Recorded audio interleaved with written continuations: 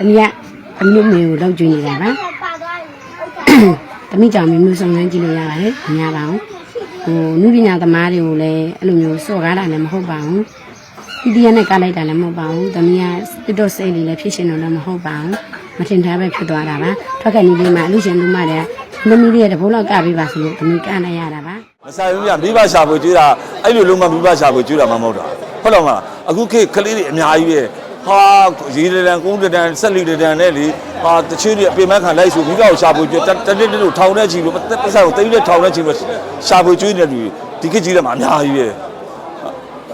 ဟုတ်တယ်ဗျမိဘရှာဖို့ကျွေးနေတာလည်းဒါလို့ရမလားလုံးဝအဲ့ဒီအကြောင်းပြချက်ကအဓိပ္ပာယ်မရှိဘူးပြောပြရင်လည်းအောင်မင်းတော်အကြောင်းဆိုအခုတည်းပြောလို့ရှိရင်လည်းဟိုဘာပဲပြောကိုယ်ဝိုင်းပြီးတော့အစင်ပြေတဲ့စကားပြောမဲ့လူရှိသလိုအစင်မပြေမဲ့စကားပြောမဲ့လူလည်းရှိလာမှာပေါ့လေသူ့အမြင်ကိုယ်နဲ့တူချင်းမှတူကြမှာ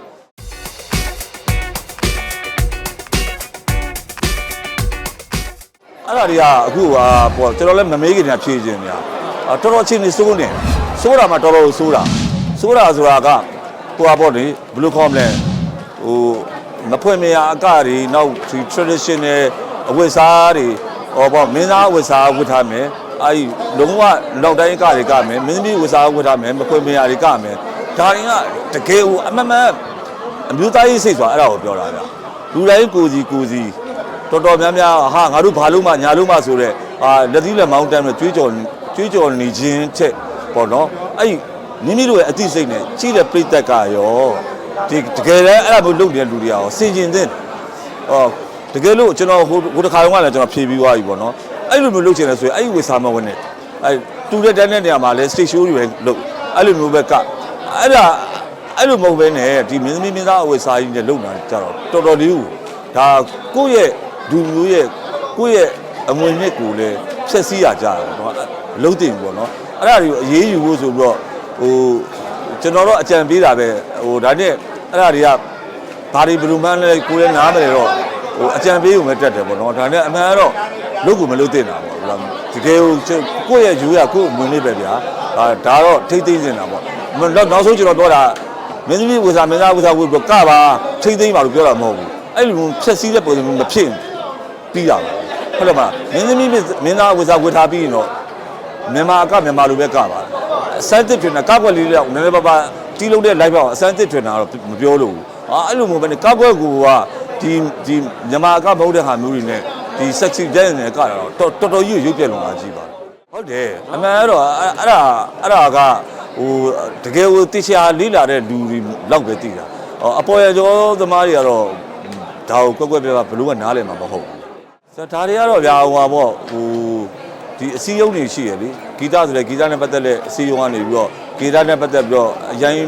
ပျက်စီးမှုမဖြစ်အောင်ပြဿနာတွေမဖြစ်အောင်ထိမ့်သိမ်းပေးရမယ်ရုပ်ရှင်ဆိုလို့ရုပ်ရှင်အစည်းအရုံးကထိမ့်သိမ်းပေးပေါ့လားတပင်ဆိုလဲတပင်အစည်းအရုံးကထိမ့်သိမ်းပေးပေါ့ရုပ်ရှင်ဂီတတပင်ဒီအစည်းအရုံးကြီး၃ခုကနေပြီးတော့ဟောပေါ့နော်တေချာကိုလက်တွဲပြီးတော့ဒါတွေကိုထိမ့်သိမ်းမယ်ဆိုလို့ရှိရင်တော့ဟိုအရင်စိုးဝါးကြီးမဖြစ်ဘူးလူဆိုတာဗျာဟိုအဲ့ဒါမျိုးမထိမ့်သိမ်းဘူးဆိုလို့ရှိရင်တော့ကိုလို့ချစ်တာကိုလုံနေကြမှာပဲဟုတ်တယ်မလားအဲ့အတွက်ကြောင့်ဒါကိုထိမ့်သိမ်းနိုင်မှသာတော့ကကြမှာပေါ့နော်ထိမ့်သိမ်းနေဆိုတာကလည်းတိတိကျကျထိမ့်သိမ်းမှုတော့လို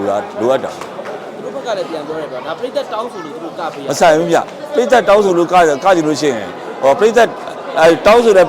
ပြိသက်ကိုကပြမှာလားပြိသက်ကကြည့်ရမှာလေဟုတ်တယ်မလားအဲ့တော့မိမိအသိစိတ်ဒီမဲ့အထဲမှာဒါမသိတော့ဘူးဆိုတာမျိုးဥပမာဒါပြိသက်ကဟိုဝီလစ်စလက်ချွတ်ပြီးတော့လမ်းလျှောက်ပြပါဆိုသူတို့လျှောက်ပြကျွန်တော်ဆိုတာခီရီအော်ရပတ်အဆက်တရားဆိုတာရှိတာဒါကိုအဆက်တရားဆိုတော့အုံနောက်ကတိနေအဲ့လိုတော့ဘယ်သူကလျှောက်ပြပါအဲ့လိုမျိုးပြိသက်ဘယ်လောက်တောင်းဆိုဒါမလုပ်သင့်ဘူးဆိုတော့ဟာသူတို့ရဲ့အုံနောက်ကတိရမှာကျွန်တော်ဆိုလိုတာအဲ့ဒါပါမဆိုင်ဘူးဗျမိဘရှာဖို့ကျွေးတာအဲ့လိုလုံးမမိဘရှာဖို့ကျွေးတာမှမဟုတ်တာဟုတ်တော့မလားအခုခေတ်ကလေးတွေအများကြီးပဲဟာရေတန်ကုန်းတန်ဆက်လီတန်နဲ့လေဟာတချို့တွေအပြင်မခံလိုက်ဆိုမိဘကိုရှာဖို့ကျွေးတနေ့တို့ထောင်တဲ့ချီလို့ပတ်ဆိုင်ကိုတိတ်တဲ့ထောင်တဲ့ချီလို့ရှာဖို့ကျွေးနေတယ်ဒီခေတ်ကြီးတယ်မှာအများကြီးပဲဟုတ်တယ်ဗျမိဘရှာဖို့ကျွေးနေတာလည်းဒါလို့ရမလားလုံးဝအဲ့ဒီအကြောင်းပြချက်ကအဓိပ္ပာယ်မရှိပါဘူးပြောလို့ရှိရင်လည်းဟိုဘယ်လိုခေါ်မလဲဟိုအရင်တော့စကားပြောပြရင်လည်းအောင်မင်းတော်အကြောင်းဆိုအခုလည်းပြောလို့ရှိရင်လည်းဟိုဘာပဲပြောကိုယ်ဝိုင်းပြီးတော့အစင်ပြေတဲ့စကားပြောမဲ့လူရှိသလိုအစင်မပြေမဲ့စကားပြောမဲ့လူလည်းရှိလာမှာပေါ့လေသူ့အမြင်ကိုယ်နဲ့တူချင်းမှတူကြမှာ ဆိုတော့ဒါပေမဲ့ကျွန်တော်ကတော့ကျွန်တော်ရင်ထဲမှာရှိတဲ့အကြောင်းတရားလူပဲကျွန်တော်ပြောတာပဲရှိရပါတယ်အဲ့တော့အတက်နိုင်ဆုံးညီညီညီမတွေတားရီသမီးတွေကဒါမျိုးလေးတွေထိသိပေးကြပါသူတို့ဘေးနားမှာရှိနေတဲ့မိဘတွေဆရာသမားတွေလူကြီးတွေလည်းဒါလေးကိုတင့်တော်ကြီးမတင့်တော်ကြီးဝိုင်းမှာထိသိပေးကြပါပိဿတ်တွေအနေနဲ့ကလည်းဒါမျိုးတွေဖြစ်မြင်တာတွေ့ရဆိုလို့ရှိရင်အရင်အားမပေးဖို့အတွက်ကိုပိဿတ်ပေါ်မှာလည်းမူတည်ပါတယ်ဗျာ ဟုတ်ကဲ့ပါ